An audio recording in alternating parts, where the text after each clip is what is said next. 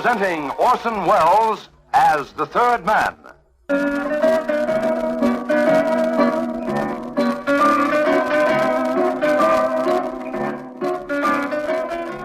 The Lives of Harry Lime.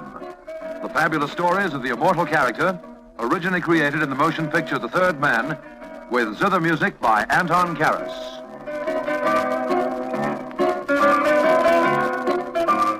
I'm not, by any manner of means, the hero of this story, nor the villain, which is just as well since it concerned with one of the great traitors of our time. But I was around when it happened, and for a bit after it was over. Long enough, anyway, to vouch for the truth of it. It all happened in a beautiful resort on the shores of the Mediterranean Sea. It had to do with our own country, and in a pretty vital way, too. Stick around, I'll tell you about it.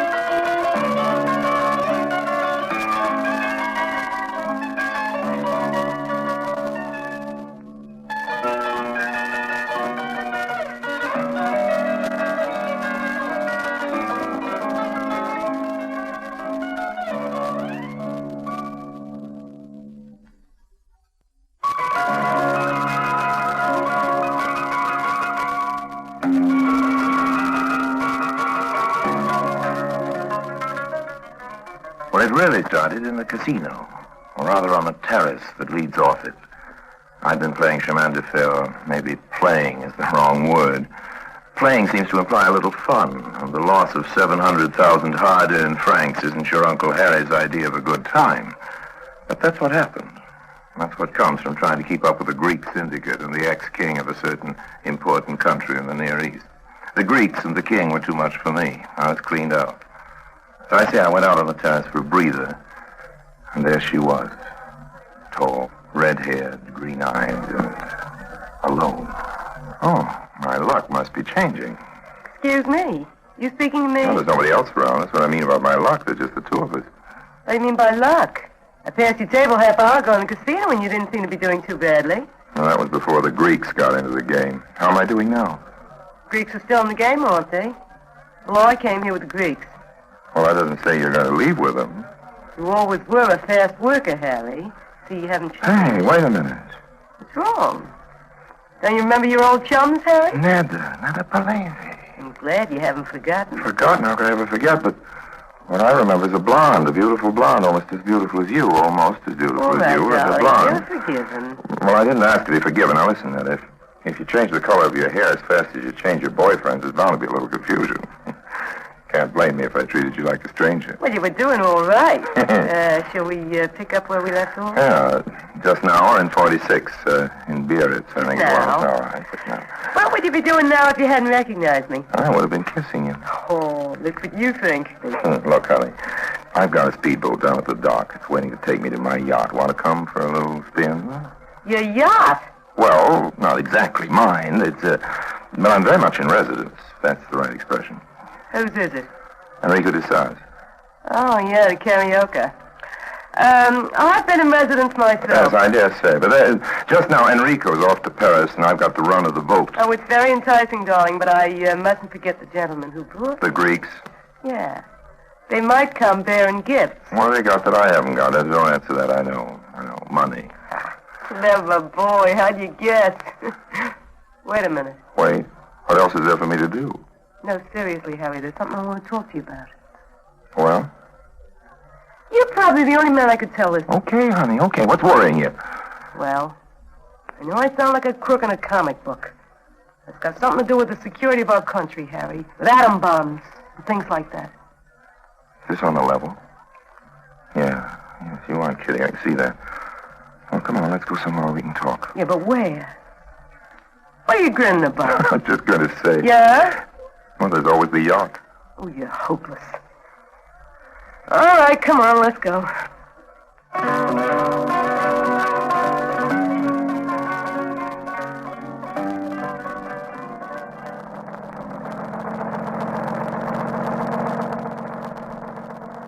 That's the karaoke up ahead. In 5 minutes we'll be there. What's going to happen with the Greeks? No, I don't care. You don't care? Why? Is that my fatal charm or the atom bomb? You'll stop joking, darling, when you hear what I gotta say. Well, why don't you start? All right, I will. You know somebody called, Fodor? Fodor? Oh, yes. He's the one of that big villa on the Cap, the Hungarian, about 70 years old, bald, gray eyes, amateur oceanologist. Has a big aquarium. Used to be an investment bank or something like that. They seldom goes out. Is that the one? That's the one. What's wrong with Mr. Fodor? Is he some kind of international spy? Well, I'm staying in his villa as a housekeeper. Oh, and what about the Greeks? The Greeks just took me to dinner. Oh. Dr. Fodor has a cold. Doctor? I didn't know he was a doctor. That's just a title. Lots of Middle Europeans are doctors. It doesn't mean they practice medicine. Okay, and so you're his house guest. Well, isn't that nice for you, Netta? And Dr. Fodor is what is technically described as loaded. Now, what's on the agenda? Marriage? Oh, don't be silly. He's too old. Well, nobody with more than $20 million in his stocking is ever too old. Well, if you put it that way, I agree with you. As a matter of fact, I think he's planning to adopt me. Now, you stop laughing, Harry. It's true. Taking a shine at me, and the whole thing's more or less on the up and up. More or less. Well, yeah, of course, more or less. But, I'm playing it straight. He's lonely, you know. His own daughter was killed in a train wreck 10 years ago, and, well, I've sort of taken her place. Perfect. Can't see anything wrong with that. Don't tell me after all the capers you've pulled in your time, that's what you've got in your conscience. We weren't talking about my conscience. Well, you that brought it up. Huh? Yeah, that's true. Well, here we are.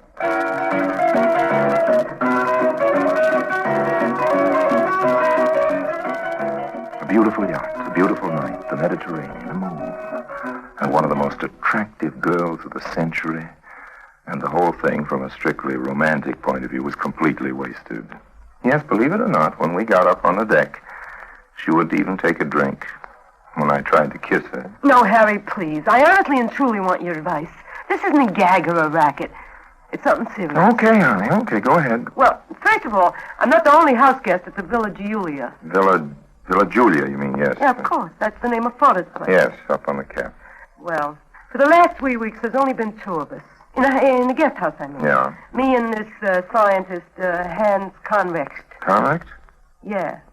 You with your filing cabinet mind. Don't tell me you never heard of him. Hans Convext? Yeah, sure. He's a physicist. He's supposed to be one of the most important men in his field. Yes, that's how I read in the papers. I also read that he's on his way to America. Well, that's just it. He's leaving the day after tomorrow. Well? And they've given him a big job on some very top secret kind of project like the H-bomb. Well, honey, we've already got the H-bomb. Something must be the word. All right, something. Okay. I don't know what it is, and you don't either. Oh. He's going to go to America to take part in it. If Conrick is going to America on a job as important as this, you can be sure that he's been checked by every kind of security agency. You see, I'm jumping ahead of your story.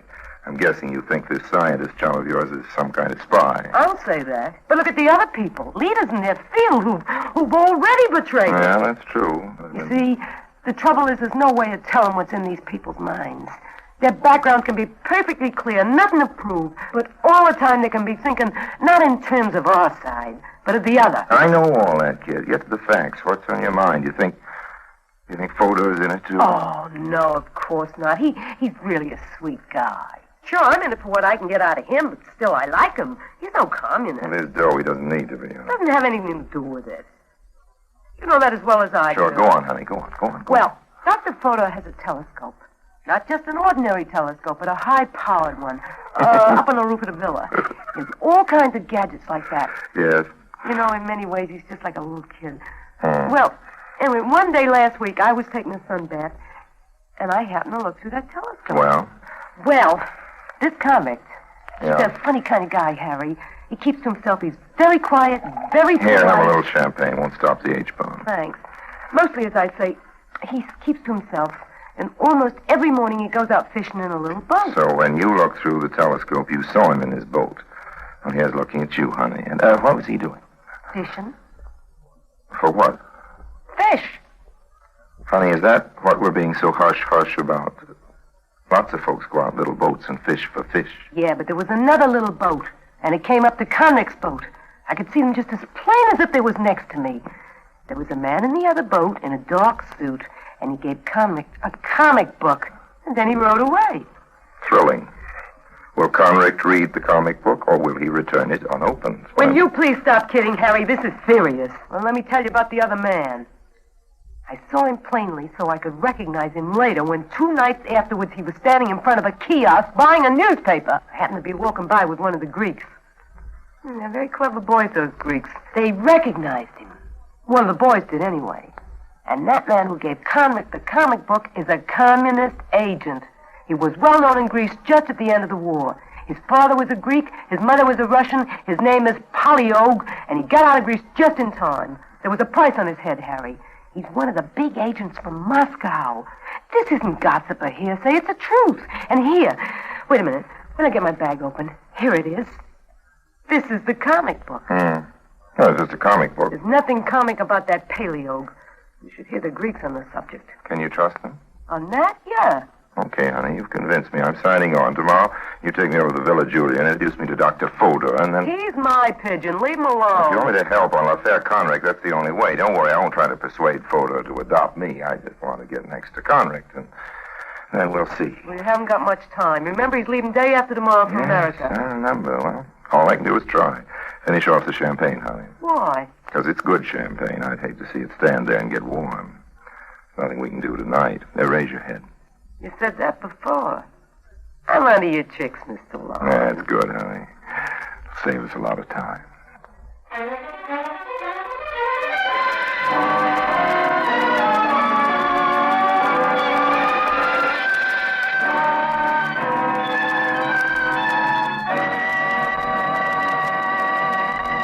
Orson Welles returns in just a moment as the third man.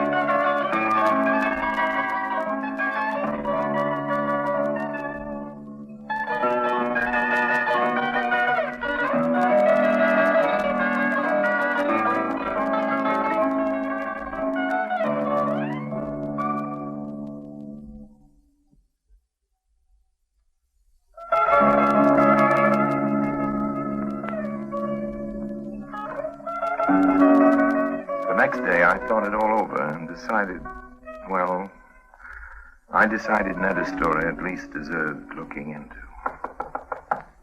Yeah, who is it? What it matters who is.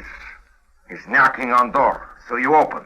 Well, I'm certainly not opening the door till I know who it is. This is Pavel Ivanovich Dorsky, Vice Commissar of Keyholes. Oh, stop your kidding. Who is it? Oh, it's you. Well, don't sound so let down about it. Would you rather have the commissar? I can go and rent myself some whiskers. Might not be a bad idea at that. Come on in. Mr. Fodor wouldn't like it if he knew I had gentlemen visitors. What's the idea of the comedy accent? Comedy? Well, I hope your friend the professor doesn't laugh at it. It's the only Russian accent I've got. You mean you're going to try to use it on Convict? But that won't work. He doesn't even know That's just it. He doesn't know me. That's my only hope. So he buys you as a Russian and a communist agent? I guess that's your plan, but then what?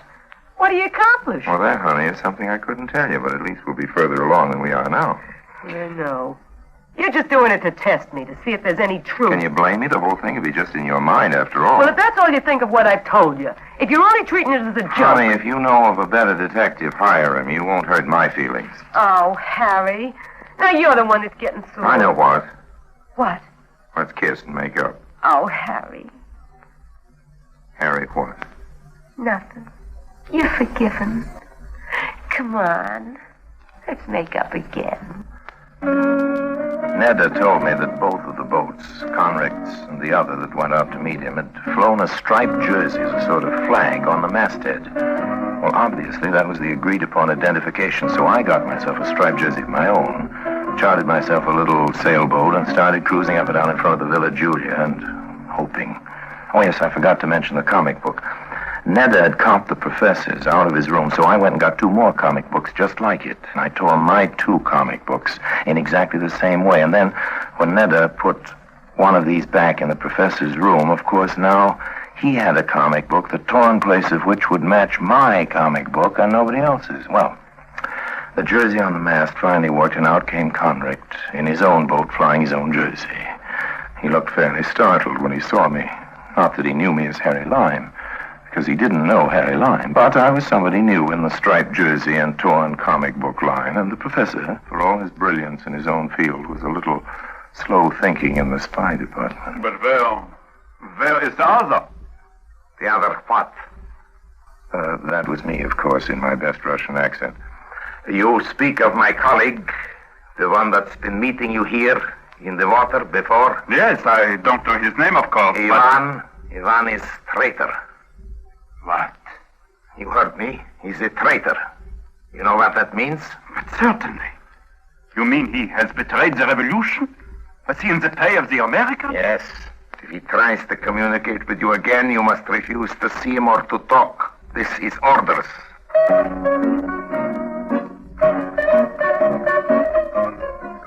Well, what happened? What do you mean, what happened? I only unmasked your pretty little professor, that's all. I only proved Proved? You mean you got proof? What? Well, if you got proof, there's nothing more to worry about. We just take the proof. Yeah, proof. What's wrong? I forgot. You forgot what? That proving something to my satisfaction isn't the same as... Harry? Yeah. Why don't you go to the American ambassador? With what? I mean, if you got the professor to talk, and you know... Oh, look, honey, I'm a crook. All the world knows that. How am I going to even get into the Well, for one embassy? thing, he isn't there. The ambassador's here. He's spending the weekend at the Carlton Plaza. You can get into the Carlton Plaza, Harry. You've been in every room already. Now, don't exaggerate. Well, isn't it the truth? In a general sort of way, yes. You mean just break in and beard the old buzzard? Why not? Why not, indeed? What time is it? It's early. Why? Well, early is definitely too early for breaking in on an ambassador. Let's go to the casino. So you can lose some more of your money? Don't be ridiculous, child. I can lose some more of your money. Come on.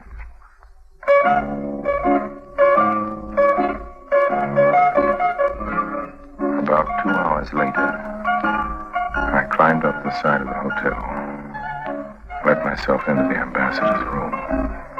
All right, there. I'm awake. That's good, Mr. Ambassador. Now, Hold up your hand. I apologize for coming in through the window. You heard me. Hold up your hand. But why, Mr. Ambassador? What do you mean, why? Hands up. Well, Mr. Ambassador, excuse me for mentioning it, but you don't have any gun.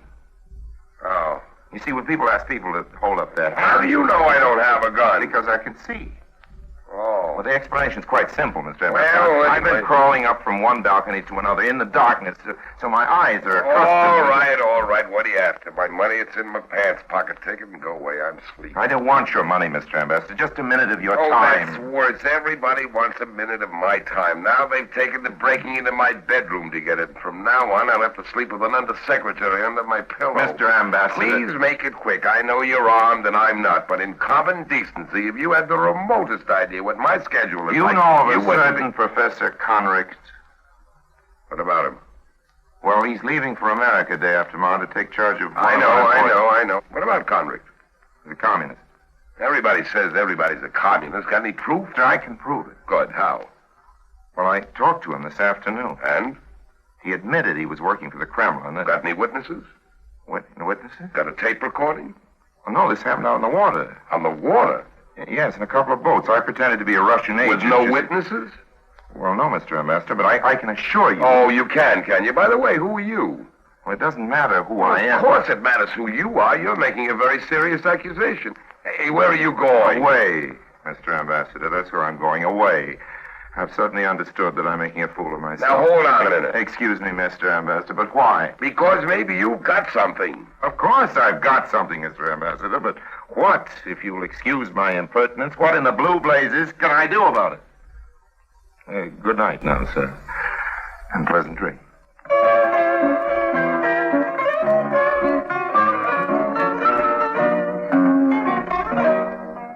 Well, I've been to see my ambassador, honey. He's mine, too. Well, you can keep him. You mean he didn't believe you? No, and I can't say I blame him at that.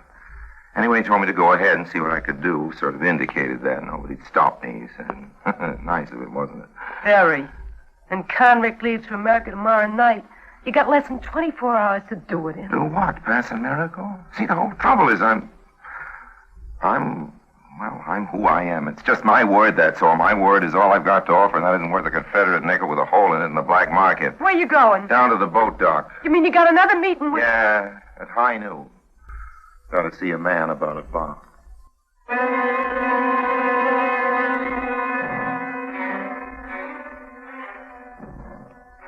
You are Mr. Harry Lime. Yes? We have a friend in common. Huh? Through this friend, I have come into possession of some very startling information. Oh? Do I need to explain myself any further? Well, yes, old man, just a little bit further. What's the information? Who's the mutual friend, and who are you? The friend is Nedda. The information, Mr. Lime, has to do with treachery. Treachery of the most terrible sort. I am Dr. Fodor. Oh, I see. Do you mean Nedda's been talking to you about... She is a delightful child, our Nedda, but if she has a She doesn't know how to keep her trap shut. Well, Mr. Lime, you see, she trusts me. She began to feel that there was nothing effective that you could accomplish, so she turned to me. And spilled the whole pot of beans. Okay, what happens now? Professor's your friend. Just where do you stand, Dr. Fodor, and all this? I stand, Mr. Lime, with the free world. Well, that's a very nice little speech, Doctor, but what does it mean? But I have known Hans Conrick since he was a child. His father and I were friends in the university. He has been almost like a son to me. Fine, but you're still not answering my But question. I will endeavor to, Mr. Lime, if you will just give me. There isn't much time, you know. Your old chum, the professor's leaving for America. No, Mr. Lime, I do not think he is leaving for America. But it's all set up. He's taking charge of that new No, project. Mr. Lime, Professor Conrick has changed his plans. You still aren't telling me anything. What does that mean? He has please? resigned his post, or what amounts to that. He is not leaving my house. But how can you be sure? How can you speak for him? I was like his father. Certainly, I loved him like a son. Yes, and I think he loved me. And now? I cannot trust you, Mr. Lime, but of course not. After all this, I will never trust a human being again. I don't blame you, Dr. Fodor, but I don't see why you shouldn't tell me what's happened. Well, I suppose I'd better tell you something. Yes, when the police come, I'll have to say something to them. But the truth is, I don't have anything more to say. I've said everything to Hansel. He was like my own boy, Mr. Lime, my own boy, and now he is dead. Dead? You mean... I killed him, Mr. Lime. I am his executioner. Dr. Fodor took me into his house and showed me Conrick. He was in the laboratory just off Fodor's aquarium. His blood showed almost black on the white tiles of the floor. I told him I would hand him into the police, but I gave him time alone. I knew he would choose to go like this. He took one of the knives, as you can see. One of the knives we use here for our research on the fish, a sharp knife. He slashed his wrists. I came in and found him like this. He was not yet quite dead. And then he died. And I went away and I left him here. So what is there to say now? A prayer? He didn't even want prayers.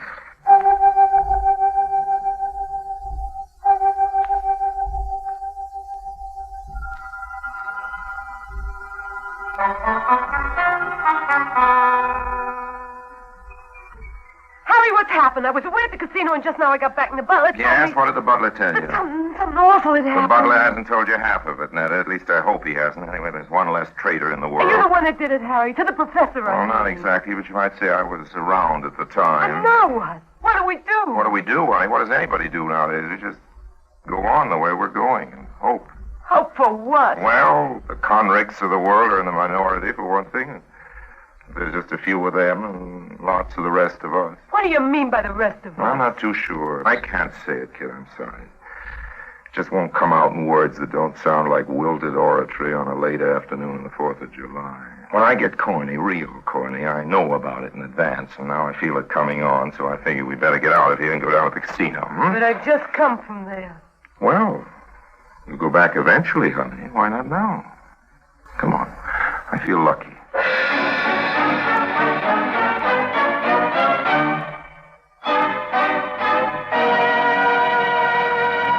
Harry Lime returns in just a moment.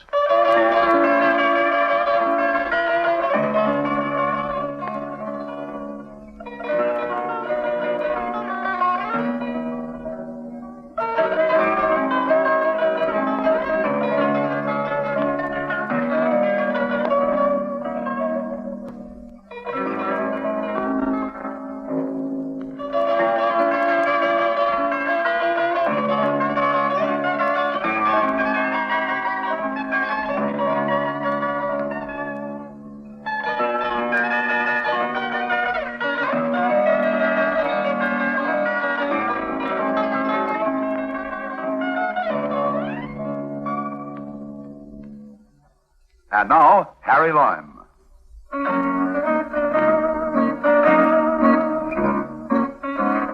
Last week, I ran into Netta again. A blonde again. Just as hard to overlook as ever. Hi, Netta. Harry, what are you doing in London? That's what Scotland Yard keeps asking me. I don't know. Browsing, honey. Browsing. Remember last summer? Will I ever forget? By the way, what happened to your old gentleman? What was his name? The one who was going to adopt you? He did. He adopted you, Netta? You wonderful creature, you. You must be worth a fortune. What are you doing for dinner? You're buying it for me. I've got a better idea. You buy it for me. Oh, I would, Harry, but I'm broke. But your guardian, he's worth the Not anymore, Harry. He's dead. Oh, I'm sorry to hear that. He was a nice old guardian. What happened to that 40 or 50 million potatoes? He left the whole thing to a foundation. What's that? Come on. I know a nice, cheap little place where we can eat Dutch treat, honey. Dutch treat, that is. And you find another guardian.